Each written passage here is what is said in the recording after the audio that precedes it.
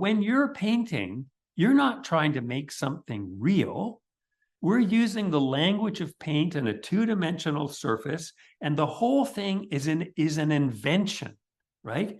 And an invention, the root of it means to discover, to find out. And above all, that is a right brain function. So Ian McGilchrist, who writes as well about left and brain function as anybody, says cognition in the right hemisphere is not a process of something coming into being through adding piece to piece in a sequence, which is the left brain way of working, but of something that is out of focus coming into focus as a whole. So the whole painting, the underlying design and compositional structure, oh, I get it. That's it. That's how the right brain sees. And we need that before we pick up the brush. So it's a little bit like that. Oh, I get it. I see that.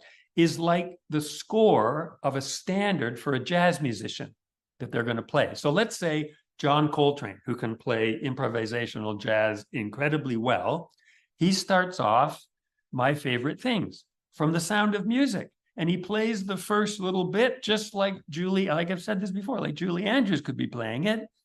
And then he starts to improvise off that structure. So there's a map for the journey before he begins. And that's what everything is built on.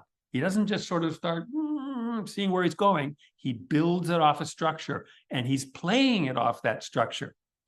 And so it's not just a free-form thing. Branford Marsalis, I think trumpet player, he says, there is no freedom in freedom, man. There is only freedom in structure. So we get that idea, that essence, that design as like the standard, like that's the score, that's the map of where we're going. Then we pick up the brush.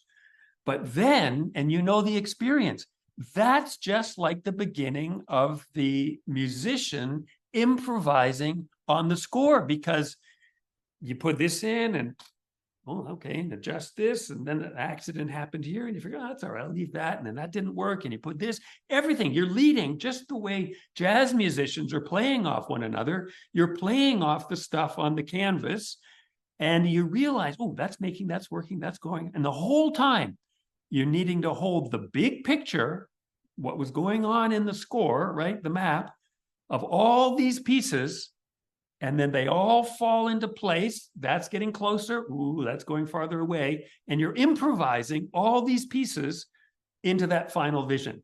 You don't know what it's going to look like when you start, but you know in the back of your mind and with the score and the map how it's got to go, and that gives you room to move in terms of, whoa, we're really getting off here, or that's fitting in. And there's that idea again, is each one of those things, do they fit in, or are they the art part of it, or are they getting us further apart, and then they start coming apart? So it's not that we know what each mark will do, or even what it'll have to do, but we're always playing it off that vision of the whole, of the essence, what we had in mind. And again, it's like a game of chess, right? There's only a few moves. They're only allowed to do a few things, but it creates literally infinite possibilities. It just expands. The longer the game goes on, the number of pieces are just growing at infinity. So it's like when we're starting a painting. We've only got some colors and some brush, you know, there's only so many things, but we can create infinite possibilities, but we want to make sure that we're holding to this vision, this sort of roadmap, so it doesn't, those possibilities don't just take off into some place we don't want. So I suppose we could talk about, like a chess game, some paintings we win and some paintings we lose, but it's not a game like that. The game isn't about winning and losing, obviously. It's better to have, I mean, it feels better personally to have a painting that you think, oh boy, I really like that one. But each one of them, each game you play, each time you sort of get involved in this improvisational project, it doesn't succeed or fail in a worldly sense.